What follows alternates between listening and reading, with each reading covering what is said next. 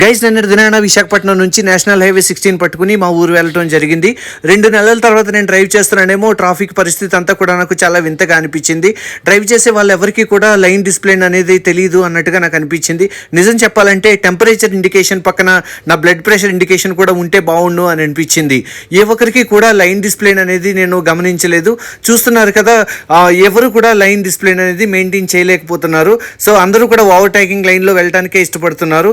ఈ లారీ అతను చూసారా, మనం ఎన్నిసార్లు మనం హార్న్ కొడుతున్నా కూడా అతను ఓవర్టేకింగ్ లైన్లోనే ఉంటున్నాడు. అసలు ఈ ఓవర్టేకింగ్ లైన్ అంటే ఏంటి, లైన్ డిస్ప్లే అంటే ఏంటి అనేది తెలుసుకుందాం. ఇండియాలో మనకి ఎక్కువగా 3 లైన్స్ 2 లైన్స్ హైవేస్ కనిపిస్తూ ఉంటాయి. ఫస్ట్ లైన్ వచ్చేసి జనరల్ లైన్, హెవీ వెహికల్స్ అన్నీ అందులో వెళ్తుంటాయి. సెకండ్ లైన్ క్రూజింగ్ లైన్ అంటారు దాన్ని.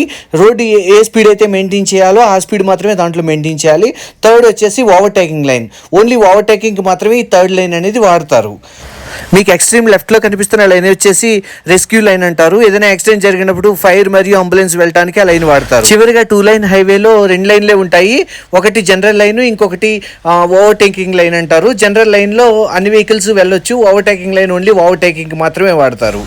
ఇందులో నాకు తెలిసిన ఇన్ఫర్మేషన్ మాత్రమే మీకు చెప్పడం జరిగింది. యూజ్ఫుల్ అనిపిస్తే కనుక లైక్ అండ్ షేర్, సబ్స్క్రైబ్ చేసుకోండి.